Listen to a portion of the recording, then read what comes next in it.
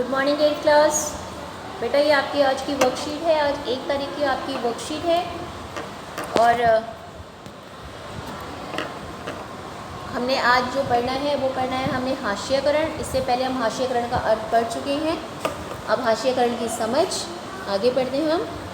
मौलिक अधिकारों के जरिए हमारा संविधान धार्मिक और भाषाई अल्पसंख्यकों को सुरक्षा प्रदान करता है। इससे पहले हम पढ़ चुके हैं कि जो हाशियाकरण होता है, हाशियाकरण का अर्थ है समाज का एक ऐसा वर्ग वो जो किसी कारण से मुख्य समाज से अलग हो गया है।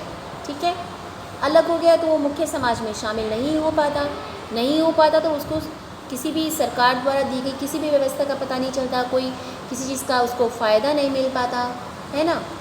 तो अब क्या किया हमारे संविधान ने कुछ अधिकार दिए हैं, मौलिक अधिकार, जिसमें जो धार्मिक रूप से अल्पसंख्यक मतलब जिनकी संख्या कम है या भाषा के रूप में कम है उनको कुछ सुरक्षा प्रदान की है। अल्पसंख्यक कौन होते हैं? अल्पसंख्यक शब्द आमतौर पर ऐसे समुदायों के लिए इस्तेमाल किया जाता है जो संख्या की दृष्टि से कम है, मतलब बाकी आबादी के मुकाबले जिनकी संख्या कम है उसे अल्पसंख्यक कहते हैं। लेकिन यह अवधारणा केवल संख्या के सवाल तक सीमित नहीं है।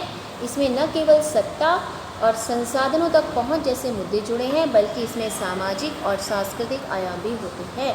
इसका अर्थ यह है कि मान लीजिए छोटा सा वर्ग है जो किसी और धर्म का है और अन्य धर्म के लोग ज़्यादा हैं तो ये अल्पसंख्यक हो गया। अब क्या होगा, धीरे धीरे इसको संसाधन तो कम मिलेंगे ही, लेकिन धीरे धीरे ये अपनी संस्कृति को भी धीरे धीरे खो देगा। इसका जो समाज है, इसकी जो अपने रीति रिवाज हैं, धीरे धीरे वो भी ख़त्म हो जाते हैं। भारतीय संविधान इस बात को मानता है कि बहुसंख्यक मतलब जिनकी संख्या ज़्यादा है, जिस समुदाय की संख्या ज़्यादा है की संस्कृति समाज और सरकार की अभिव्यक्ति को प्रभावित कर सकती है। इसको मैं अभी आगे समझाऊंगी आपको, अभी थोड़ा और आगे पढ़ लेते हैं। भारतीय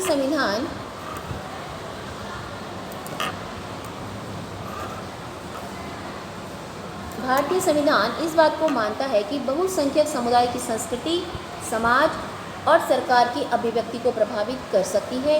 ऐसी सूरत में छोटा आकार घाटे की बात साबित हो सकती है और संभव है कि छोटे समुदाय हाशिए पर खिसकते चले जाए। उदाहरण देख लेते हैं।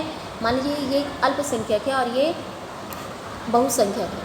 अब जब मान लीजिए चुनाव खड़े होंगे, लड़ाई जाएंगे तो इन्हीं में से सभी लोग खड़े हो जाएंगे और इन्हीं की सरकार बनेगी। जब इनकी सरकार बन जाएगी तो ये जो अल्पसंख्यक वर्ग है इससे क्या होगा, इनको कुछ जो जितनी भी सुविधाएं हैं, जो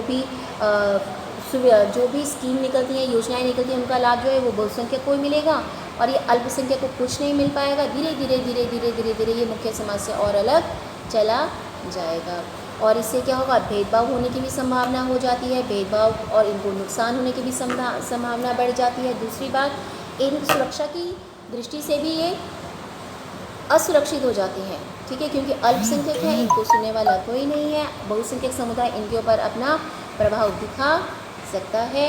कुछ खास परिस्थितियों में छोटे समुदाय अपने जीवन संपत्ति कुशल क्षेम के बारे में असुरक्षित भी महसूस कर सकते हैं और असुरक्षा की यह भावना तब बढ़ सकती है जब अल्पसंख्यक और बहुसंख्यक समुदाय के भी संबंध तनावपूर्ण हो। अब मान लीजिए इन दोनों के संबंध भी अच्छे नहीं हैं। ये जो अल्पसंख्यक है जिनकी संख्या कम है और ये जो ज़्यादा संख्या वाले हैं इनके संबंध भी अच्छे नहीं है, तो ये उनके ऊपर अपना प्रभाव जमाने की कोशिश भी करते हैं।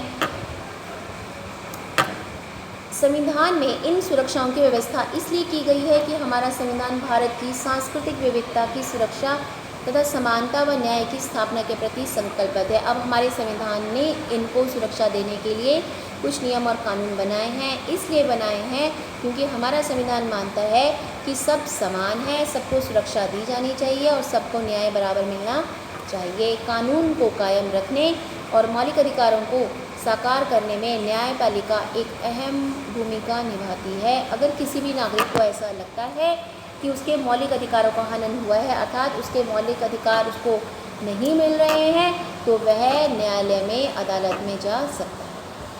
प्रश्न 1, अल्पसंख्यक समुदाय से क्या समझते हैं? अल्पसंख्यक समुदाय का अर्थ ऐसे समुदाय से है जिनकी संख्या अन्य समुदायों के मुकाबले में कम है। अल्पसंख्यक समुदाय हाशिएकरण की संभावना अधिक क्यों होती है?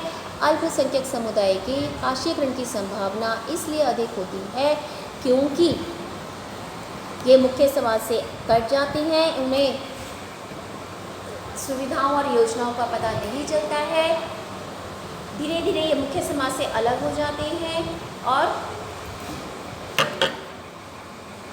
गरीबी का जीवन जीते हैं। भारत की सांस्कृतिक विविधता किस प्रकार सुरक्षित की गई है? हमारे संविधान ने सब भारत देश में रहने वाले सभी नागरिकों को समानता, न्याय, स्वतंत्रता की आज़ादी दी है, सबको समान समझते हैं, सबको अधिकार दिए हैं। अगर कोई इन अधिकारों को हनन करता है तो अदालत के पास जा सकता है। देखिए, अगर आपके मौलिक अधिकारों को हनन हो रहा है तो आप कहाँ जाएंगे? हम न्यायालय में अपील कर सकते हैं। तो ये आपकी आज की वर्कशीट है, सभी बच्चे ध्यान से देखेंगे और फिर काम करेंगे अपना।